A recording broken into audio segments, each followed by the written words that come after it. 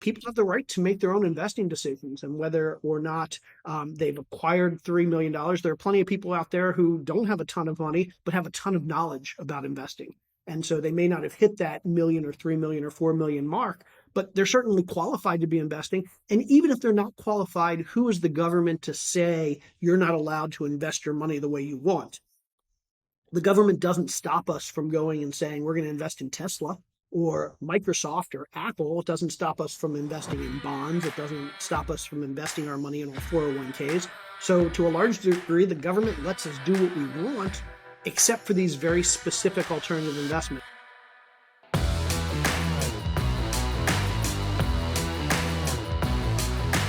Welcome to the Bar Down Investing Show.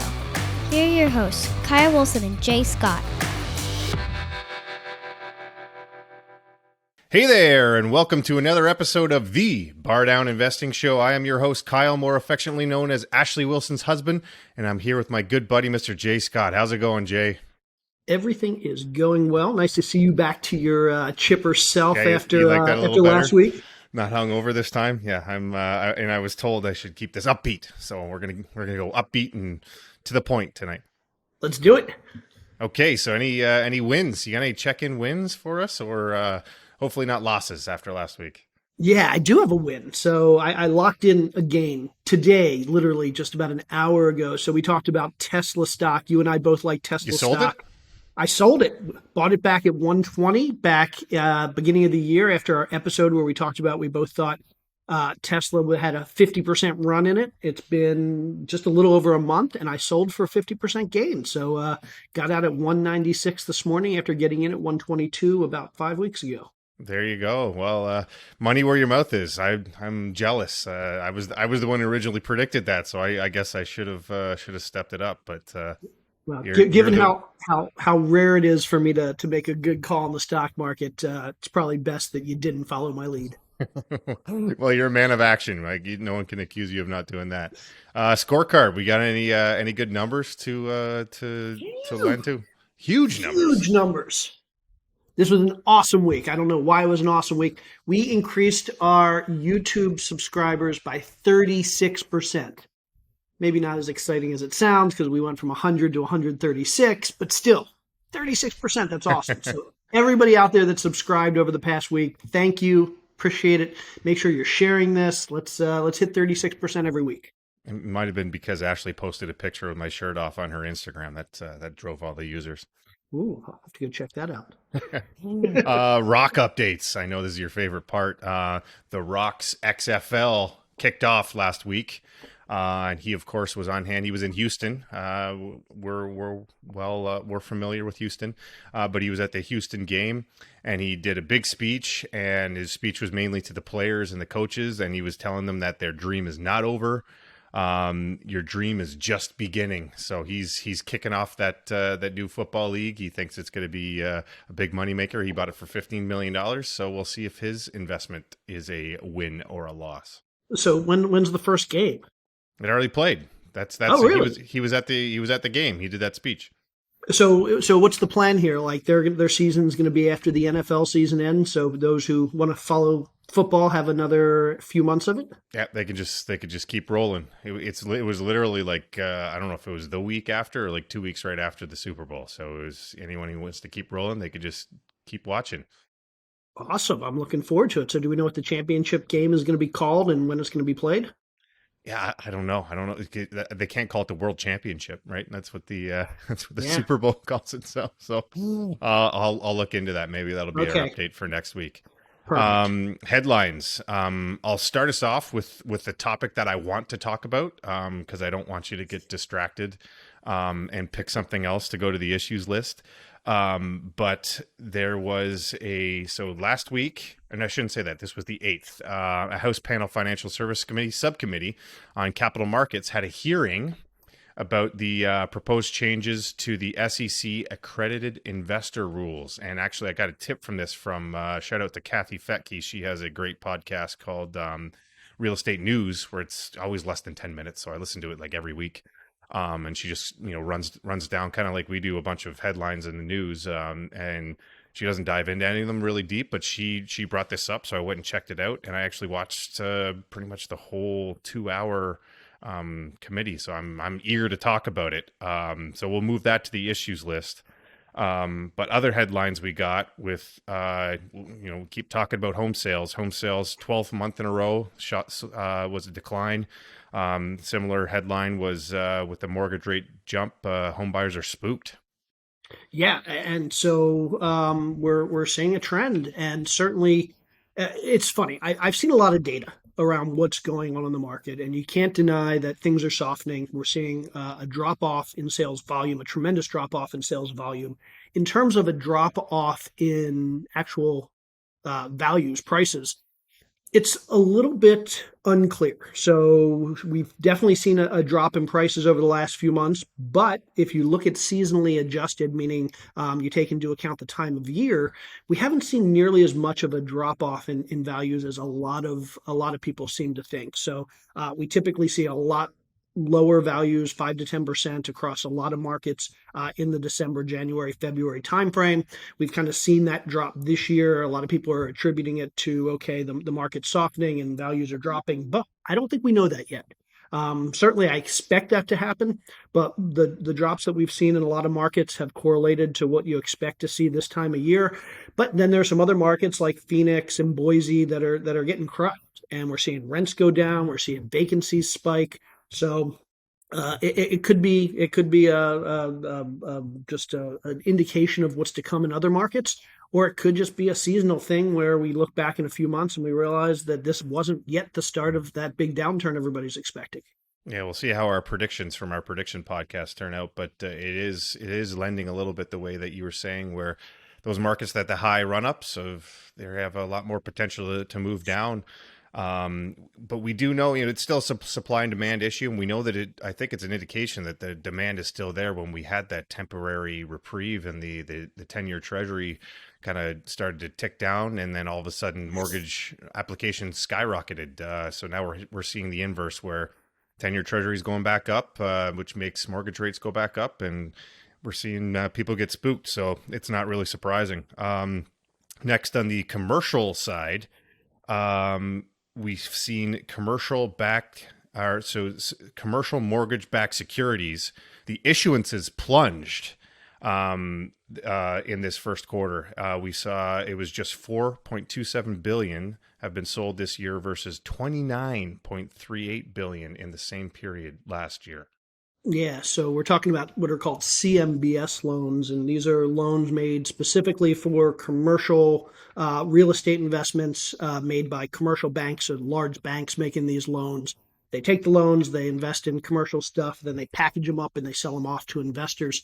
And so, yeah, we've seen a whole lot fewer of these loans made over the last few months. Probably because the banks are getting a little skittish. Maybe it could be two things, and maybe you know more about this. But the obvious two things it could be is that investors aren't finding as many deals, aren't applying for as many loans. But it could also be that the banks aren't approving as many loans, and they're just getting tighter on their standards. So, do we have any idea what's It's a leading little the? both. Yeah. So you're obviously, there's still a huge bid ask spread right now, so there's not a lot of acquisitions happening because of that, but you are seeing a lot of banks pull back. There's still that volatility, there's still that uncertainty, especially when you're talking like new construction. There's barely any new construction loans going out there. Like these, you're hearing all about these major players, major builders, their go-to banks are just kind of cutting them off because they don't want to be building. There's a lot of new inventory coming on 2023, a lot of reports coming out on how many projects that were started that kind of just had to get pushed through despite all of the challenges. They had already broken ground, or they'd already made commitments, so they had to get pushed through, and that's kind of just new construction's dried up. So there's that. There's the office is still having its struggles. Multifamily, we still have that tailwind with the agency. Multifamily is always going to have that Fannie and Freddie backing, and Fannie and Freddie, for the first time in a long time last year, didn't hit their quotas, so their quotas were reduced. And so they're not going to want to see that happen again. So they're pushing. You're seeing them get aggressive. We're seeing just as a reference when we had a Fannie or a Freddie floater that we issued back in 2020. The spread was high twos, 2.9 or something. Now, this is the exact same loan product. It's low twos. We're getting close to 200. So it's they're getting a little bit more aggressive. So you're seeing that come back a little bit, but yeah, we're until once again we're all about this Fed. The 10-year Treasury is affecting residential mortgage rates because they don't know what the Fed's doing, and it's affecting commercial mortgage rates too. So until we have a clear indication when this pivot's going to happen, or just a pause at least, we're going to get a pause. We're going to see a pullback in the amount of mortgages that are going out both sides. Yeah, and I saw another headline. As long as we're talking about CMBS loans, these commercial loans by commercial banks, um, a headline that I saw earlier this week was that 23% of all currently outstanding CMBS loans right now could not be refinanced, just given the Wow. situation that the operator's in. So basically, if DSCR is just too low. DSCR is too low, or the value's too low, so they're not going to be able to get the LTV high enough. Whatever it is, 23% of these loans, if they came due right now, could not be refinanced. So basically, what does that mean for operators who are in a situation? 23% of operators out there would either have to negotiate with the bank and come to some agreement to allow them to keep the loan for a little bit longer, or they'd risk foreclosure, or they would have to come to the table with extra money. And what does that mean? That means they'd have to go to their investors and basically say, hey, we need to do what's called a capital call. You need to put in more money so that we can refinance, but we have to bring money to the table to refinance because we can't get as big a loan at this point. So that's pretty scary. And so that 23% number, I don't know what percentage of that debt is maturing over the next year, but I assume at least some of it is, which means there's going to be some interesting situations where operators are either going to get in trouble, have to fire sale their properties, have to negotiate with banks, and there may be some opportunity for buyers out there over the next year. Yeah, last year we saw a lot of pro formas factoring in a cash out refi. We might see a little bit more of the cash in refi, but hopefully some of these banks they seem a little bit more willing to work with these operators to figure something out and get us to push past until we get that pause. Everyone's just waiting on that pause. Okay, I'll throw one more headline in here just because a lot of people were calling for the death of Airbnb, that these last couple of years are going to be Airbnb is going to be dead. But it was just reported that Airbnb hit a record Q4 for their first profitable year. The revenue surged 40% from 2021 to 8.4 billion this year. Yeah, I mean, that's good news for Airbnb, the company, but let's remember there's two sides to this whole Airbnb thing. There's the company that's managing it, and they're obviously doing well. They're seeing record revenue because the Airbnb business in general is doing well. But that doesn't mean that those of us investors who own short-term rental properties and vacation rentals, whatever it is, that doesn't mean we're necessarily doing well. One of the issues that we're seeing is that so many people, so many of us are buying these short-term rentals that there's a ton of supply out there. And so demand is great. There's a lot of people that want short-term rentals, Airbnbs, but there's so much supply that a lot of investors aren't seeing the occupancies that they were seeing a year or two ago. They're seeing a lot more vacancies than they were expecting. So again, the company Airbnb is doing fantastic, but that doesn't necessarily mean us as investors are going to be getting the returns that we were seeing a year or two ago, given how much supply is now out there. Yeah, that's an interesting point, Jay. Yeah, I've noticed a lot, even just on the consumer side.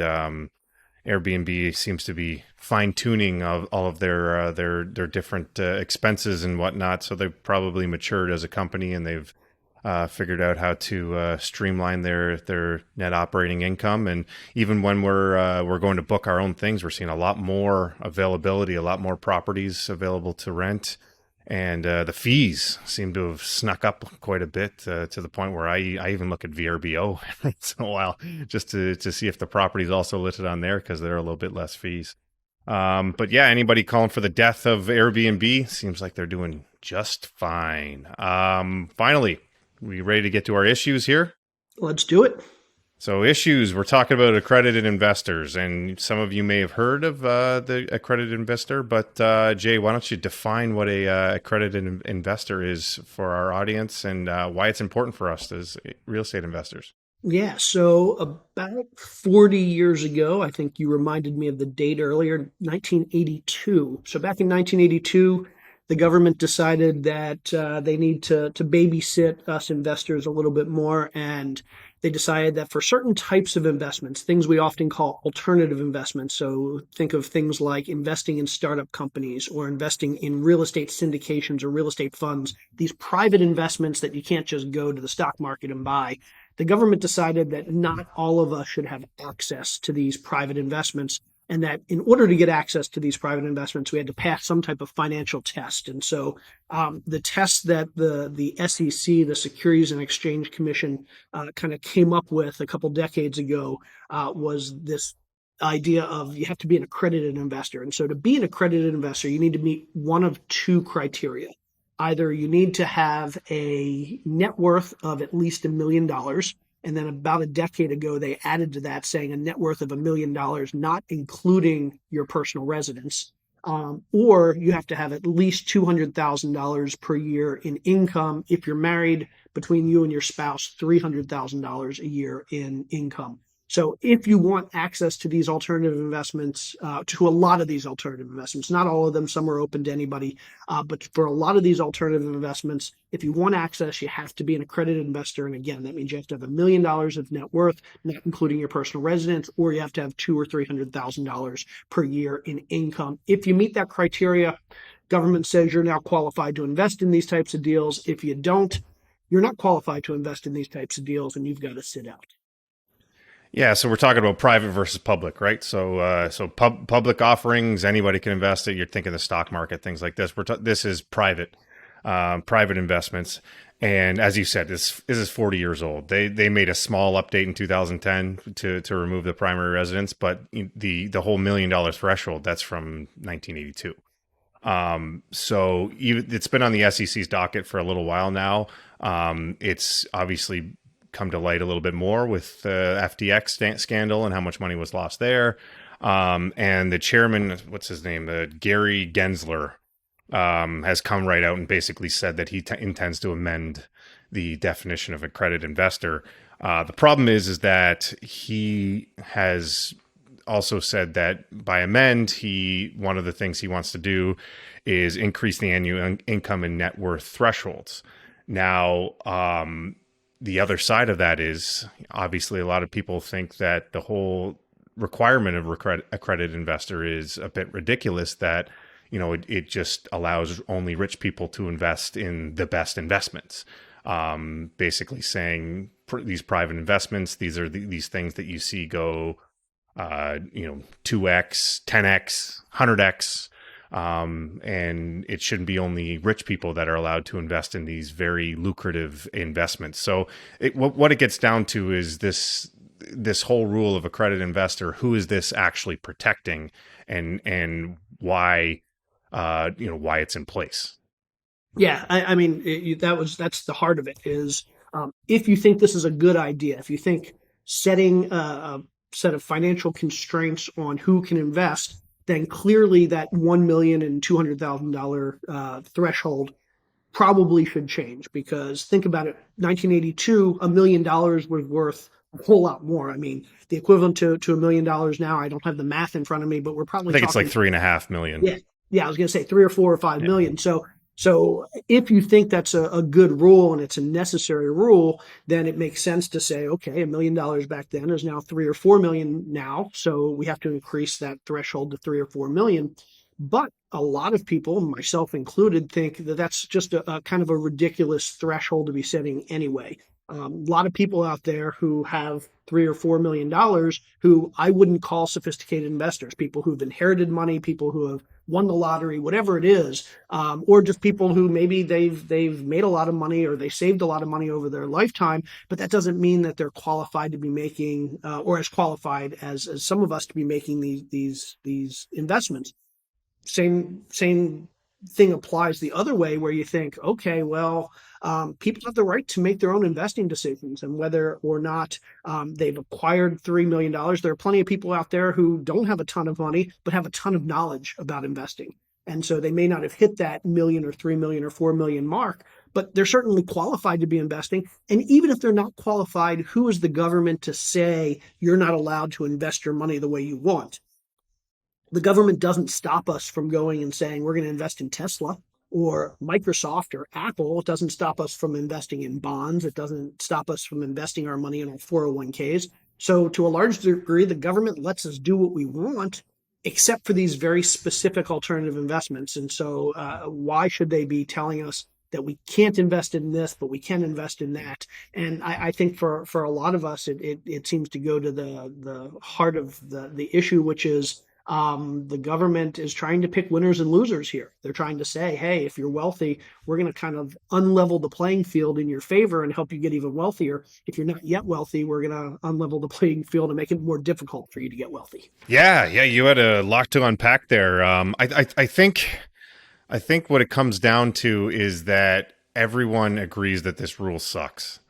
Not in the Well, sense. not everybody. Not everybody. I mean, rich people. There are a lot of rich people out there that probably like this rule because they think it tips the scales in their favor and it helps them stay rich, and keeps other people from getting rich. Yeah, but even those people would want to see the accredited rules change to be updated since 1982. They would want to have 3.5 million as the cutoff. I guess the point is that everybody thinks, or everybody knows, that this rule should change. The rules that were put in 1982 shouldn't be the same rules. It's just, how should they be changed? Should they just be updated? Was the rule in 1982 perfect? Or was the rule in 1982 overreaching and it's more feasible now?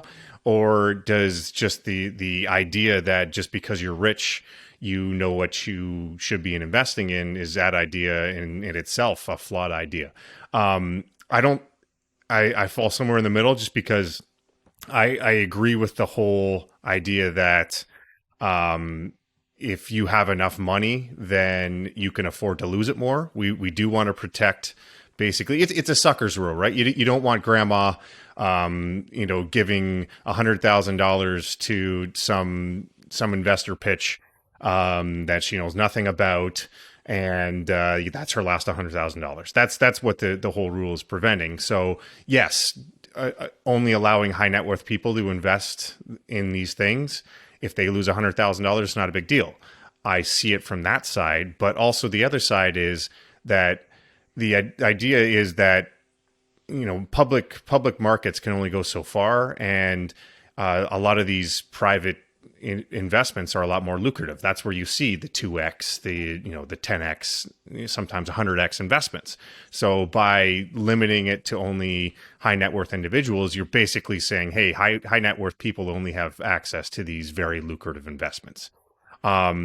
So yeah, I watched this subcommittee thing, and the title alone is interesting enough, where the title was called "How the Accredited Investor Definition Unfairly Limits Investment Access for the Non-Wealthy and the Need for Reform."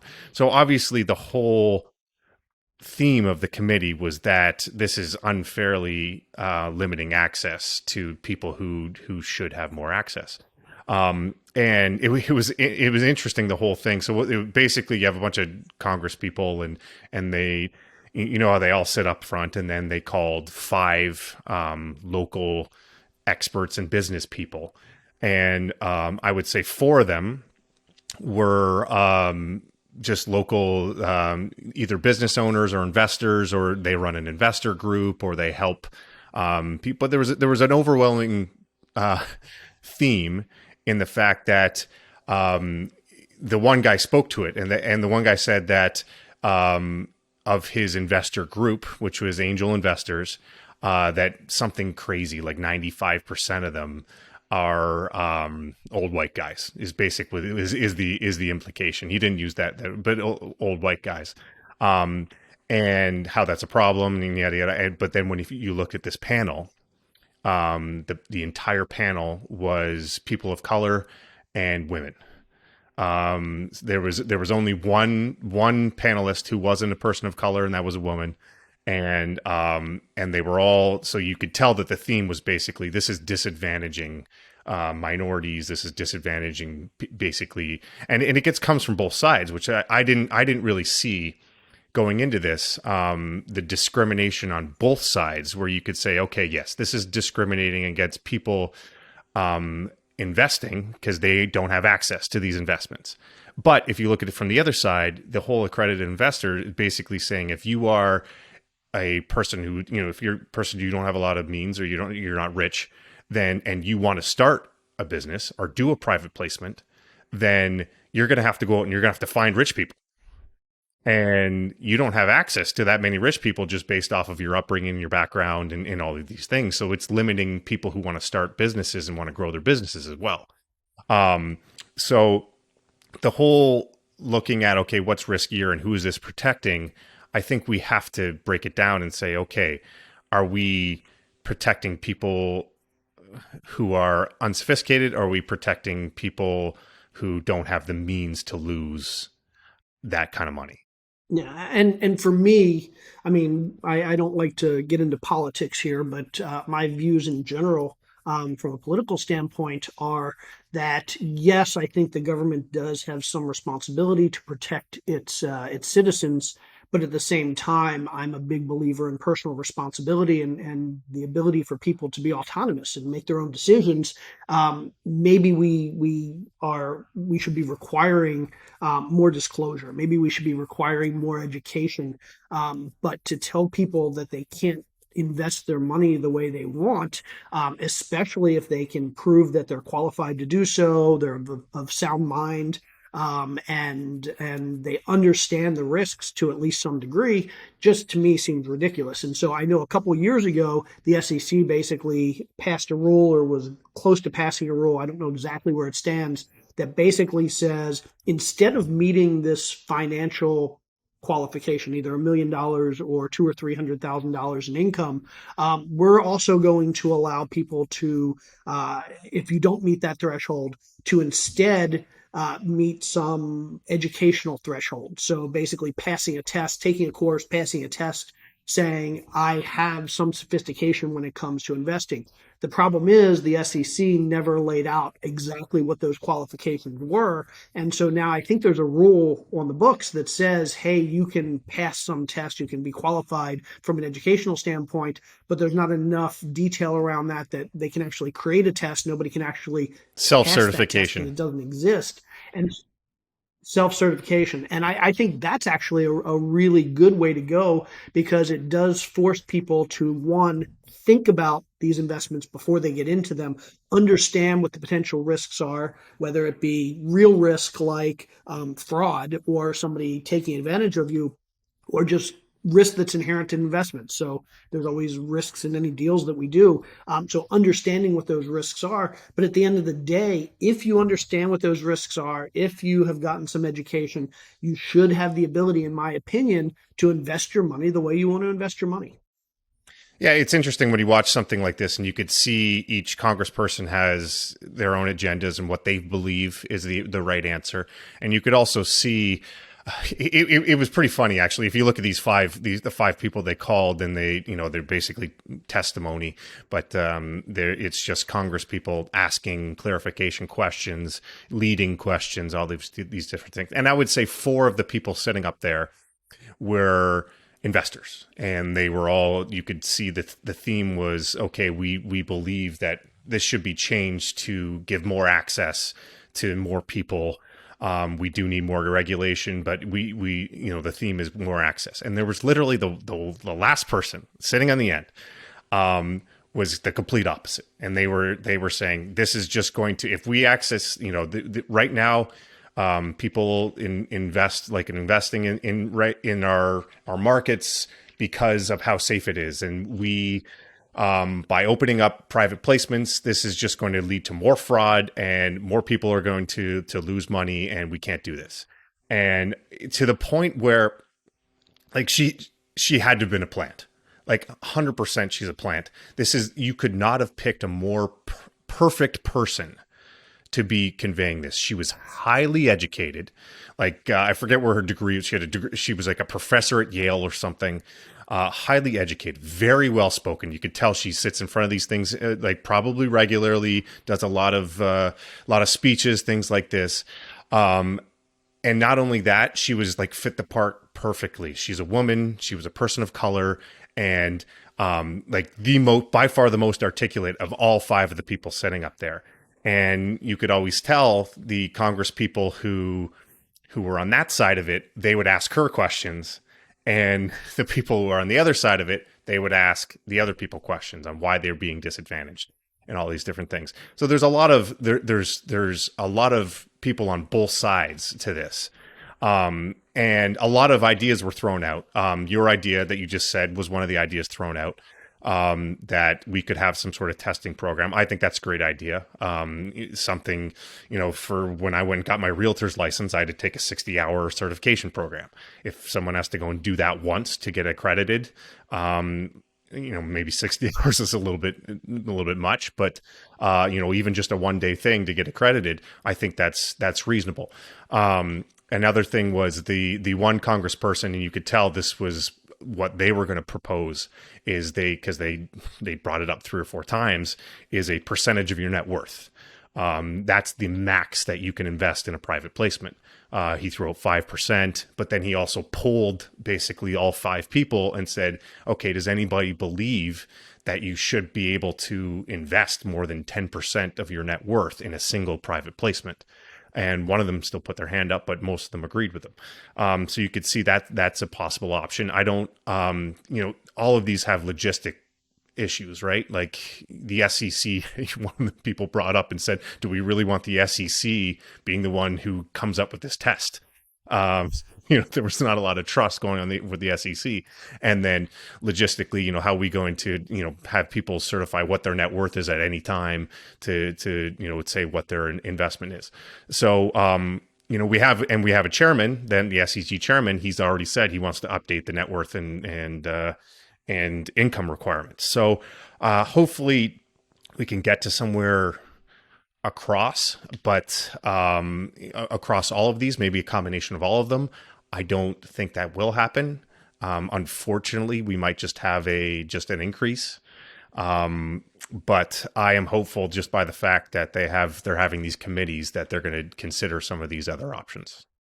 Can I give you 2 things to think about that I think are interesting? Number one, let's take Congress as like an example here, because I think you and I and maybe most people out there would agree that if you can get elected to Congress, you probably are sophisticated enough, not necessarily financially sophisticated enough, but you're enough of an adult. You're autonomous enough in your adulthood and your personhood that you should probably be allowed to make investments that you want to make. But here's the thing. The the salary for a congressperson right now is $174,000 per year. So less than $200,000 for what somebody needs to make to be accredited from an income standpoint. And the average net worth for a congressperson right now is right about $1 million. Half of Congress are millionaires. Half of Congress don't yet have $1 million net worth. So based on today's definition for accredited investor, literally half of Congress can't invest unless they have a spouse who increases their financial well-being. Half of Congress can't invest in these private placements, which is kind of crazy to think that somebody can literally like go out and campaign and get elected to the U.S. House of Representatives or the Senate and then still not be considered qualified to invest in these deals. Number 2, from the other side of the coin, I come from the tech world, and I know a whole lot of people that work in Silicon Valley, kids who are a year or 2 or 3 out of college, 22, 23, 24 years old, who are easily making $200,000 a year. Most of them are single. And so just by virtue of the fact that they're making $200,000 a year and they're single, they do meet the qualification. So we have these kids that are a year or 2 or 3 out of college working their first job. They're qualified by this definition to invest in these things. So it's just kind of crazy to think how that rule impacts different types of people. and not necessarily the way that it was intended to when the rule was written. And so, for if no other reason, then there are a whole lot of people that are now kind of in the fold, allowed to invest in these deals that probably shouldn't be, based on the goal of protecting people. And then there's a whole bunch of people that can't invest, um, given that they probably are sophisticated enough to do so. That tells me that the rule needs to be changed, and probably it doesn't involve just increasing the net worth and the income requirement. That it needs to be changed in some other way. Yeah, hopefully it's a combination of both, right? Hopefully you can qualify either way. They will give some pathway for somebody who isn't accredited to invest. And one of the Congress people actually brought up your last point right there, that there's a big difference between somebody working in California and someone working in Idaho. There, and does that make somebody, you should give more opportunities to the person in California, and that doesn't seem right. Just some statistics: about 13% of households actually are accredited. That's higher than I thought it would be. And when you get back to when you talk about sophisticated investors, there is actually, to your point, it's a self accreditation right now, whether or not you're a sophisticated investor. And there has been some changes that with the 506B, that certain private placements can take on a limited number of sophisticated investors. We don't do this because you can't advertise. There's all these rules of a 506B. You can't advertise if you have a 506B. You have to personally know the sophisticated investor, and it puts a lot more scrutiny, to the point where I was trying to find statistics on how many 506C versus 506B offerings there were. I couldn't find that, but what I did find is even in the 506B offerings, only 6% of the 506B offerings have non-accredited investors in them. So it's there's a huge need, when you look at the markets for private placement. The amount of money raised in was 4.5 trillion in for private placements, and that is comparison to the same period. Only 126 billion were raised for IPOs, so public offerings. So that's only like 3%. So it's a huge market. It's a huge thing that people who know what they're doing and have money to invest should be allowed to access. It's just, unfortunately, it comes back to it's not up to us. We would obviously love to allow more people in and get access to more of our personal investments. But we're at the liberty of the SEC and these Congress people. So we'll see how it shakes out. Yep. Yeah, I've said my piece, and it kind of pisses me off that anybody should have an unlevel playing field when it comes to getting wealthy. And as someone who came from very little, and I know how hard I've worked, and I know there are a lot of people out there that have worked just as hard, maybe not gotten as lucky as I have, and I think they deserve the same benefits as anybody else. So yeah, it's for me, it's all about the level playing field. Yeah, I mean, theoretically, like when you talk about this politically, both sides should support this. Like Republicans are all about less government, so they would support the government not basically playing daddy and telling you what you can and can't invest in. And the Democrats should support this because they're all about serving the underserved. So I think it should be a no-brainer that we get some good regulation changes, but we will see how it goes. Great. That was a good issues discussion. Let's move on to dos. We got anything coming up with you or Bar Down? Yeah, actually, we do have one thing coming up on March the 1st, Wednesday, March the 1st, which is tomorrow, actually. We have Ashley Wilson, our partner, your wife, doing a completely free webinar called The 7 Benefits of Multifamily Investing. So, for anybody out there that's looking to learn more about multifamily and learning like why and how you should be doing it, check out Ashley's free webinar tomorrow, March 1st. She's doing 2 sessions. Whether you're on the East Coast or West Coast, it should work out. She has a 3 p.m. Eastern and a 7 p.m. Eastern. Go to bardownwebinar.com and sign up for tomorrow's webinar. Sounds great. I know I will be there. Me too. Let's wrap this up. How would you rate the show? I like this one. I thought this was a good conversation. I'm going with an 8.8. I'm right there with you. I would rate it that high, but my computer had some technical issues. We had to jump on and jump off, so I think I'm going to give it an 8.0. Okay, one bite. Everybody knows the rules. Great. Are you going to make me do a quote, or are you going to pull a quote one of these times? Nope, nope. You're good at it. So give us something to finish on. Give us a Well, good quote. just be ready. Then one of these times you gotta come up with a quote. I'm running out of quotes here. Okay. We're talking about investing and sophisticated investors and things like that. And so I had a quote about lending people money where you said that if you lend someone $20 and never see it again, it was probably worth it. Ooh, I like that. It's I deep, like right? that. It's Yeah. deep. And I'll tell my philosophy on lending money is you never do it. If somebody needs money, you give it to them. No, I'm not saying don't give them money, but you give it to them. You don't lend it to them. Because don't lend money to friends because that just messes up the relationship. If you're in a position, just give it to them. Hopefully they'll give it back to you, but don't expect it. That way nobody's disappointed. That's actually a very insightful philosophy there, Jay. Well, hey, thanks to everyone for sticking through another week here, all the way to the end. You are awesome. So stay awesome, everybody. Yeah, thanks everybody. And thanks to our awesome editors who are going to have fun with this episode. All right, we'll see you next week. See ya.